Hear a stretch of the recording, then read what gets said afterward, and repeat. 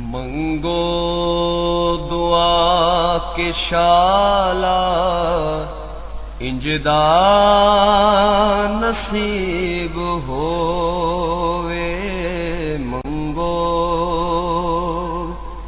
दुआ के शाला इंजदा नसीब होवे। जद आवे मौत मैनू जद आ। बिस्मिल्लाहिर्रहमानिर्रहीम। अस्सलाम वालेकुम दोस्तों और बुजुर्गों नाज़रीन, तुहाडे सामने अगली वीडियो दे नाल हाज़र हां। जनाब जिहड़ा तुसीं देख रहे हो यह एक वाल काले करने वास्ते नैचुरल जिहड़ा ना फार्मूला है, बहुत ही अच्छा। और ये मेन एक चीज़ ये वे कि ਜਿਹੜੇ ਦੋਸਤਾਂ ਨੂੰ ਕੋਈ ਵੀ ਟਿਊਬ ਜਿਹੜੀ ਹੈ ਨਾ ਉਹ ਐਲਰਜੀ ਕਰਦੀ ਹੈ ਨਾ, ਕੋਈ ਵੀ ਕੈਮੀਕਲ ਜਾਨੇ ਕਿ ਐਲਰਜੀ ਕਰਦਾ ਜਾਂ ਟਿਊਬ ਐਲਰਜੀ ਕਰਦੀ ਹੈ ਜਾਂ ਕਿਸੇ ਕਿਸਮ ਦੀ ਵੀ ਉਹਨਾਂ ਨੂੰ ਜਿਹੜੇ ਨੇ ਡਾਈ ਕਰਨ ਲੱਗਿਆ ਵਾਲ ਉਹ ਐਲਰਜੀ ਹੋ ਜਾਂਦੀ, ਸਕਿਨ ਐਲਰਜੀ ਹੋ ਜਾਂਦੀ ਹੈ, ਉਹਨਾਂ ਤੋਂ ਬਚਣ ਵਾਸਤੇ ਇਹ ਬਹੁਤ ਹੀ ਆਲਾ ਕਿਸਮ ਦਾ ਇੱਕ ਫਾਰਮੂਲਾ ਹੈ, ਬਹੁਤ ਹੀ ਜ਼ਬਰਦਸਤ ਕਿਸਮ ਦਾ ਜ਼ਬਰਦਸਤ ਇਹ ਜਨਾਬ फार्मूला है। और ये है कि ये सिर्फ दो जड़ी बूटियां ने और इन्हां च डबल कमाल है।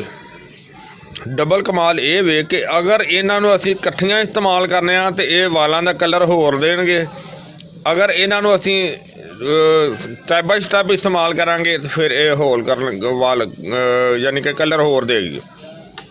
यानी कि अगर तुसी गोल्डन वाल बनाने चाहते हो तो फिर तुसी इन्हां दोवां नूं इस्तेमाल करोगे इकट्ठे।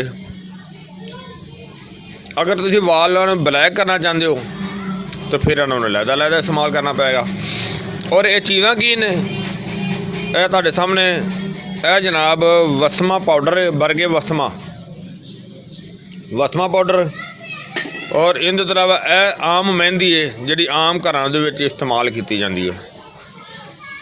इनू अगर तुसी दोनों चीज़ों को कट्ठियां भगो के ते कट्ठियां इस्तेमाल करोगे तो फिर इन्हां दा कलर जिहड़ा ना वो गोल्डन होएगा। और अगर इन्हों तुसी अलहदा इस्तेमाल इस तरह होएगा कि पहले तुसी मेहंदी नूं लगाओगे, मेहंदी जानी कि इनू जिस तरह पानी दे विच हल करके तो वो लगाई दी है, उस तरीके दे नाल लगानी है।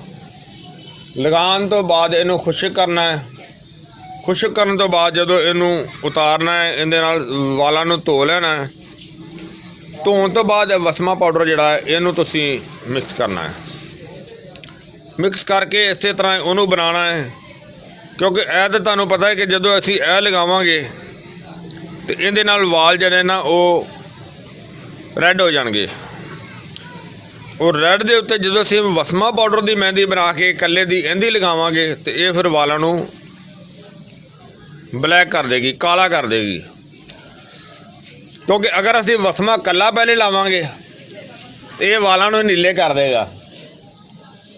अगर इन्हां दोवां नूं मिक्स करके लगावांगे तो ये गोल्डन कर देगा।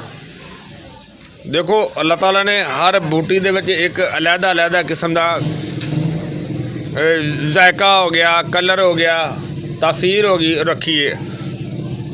तो और इस तरह ही अगर असीं उहनूं इस्तेमाल अपनी सोच समझ दे नाल करांगे तो उहदे विचों किन्ने ज़्यादा फायदे हासिल कर लवांगे। तो यह ਜਿਹੜੇ ਦੋਸਤਾਂ ਨੂੰ ਕਿਸੇ किस्म की क्रीम कोई लोशन कोई भी जिन्हों स्किन एलर्जी कर जाता है, जिले ते एलर्जी कर जाता है, उन्होंने वास्ते बहुत ही ज़बरदस्त ते बड़ा ही आला ते बड़ा ज़बरदस्त किस्म का यह फार्मूला है। और इनू अगर इस्तेमाल किया जाए तो इहदे नाल कोई एलर्जी नहीं होएगी, कोई कुछ नहीं होएगा, कोई मसला नहीं होएगा। मैं उम्मीद करना कि मेरे दोस्तों को ये वीडियो अच्छी लगी हो जाएगी। इनू तुसीं लाइक करियो, शेयर करियो, सब्सक्राइब करना बिल्कुल नहीं भूलना। इंशाल्लाह अगली वीडियो ना फिर मिलांगे। इजाज़त, अल्लाह हाफिज़, अस्सलामु अलैकुम वरहमतुल्लाहि वबरकातुहू। सरकार नू कवांगे गम हो गए बदेरे, सरकार नू कवांगे दर्दां ने पा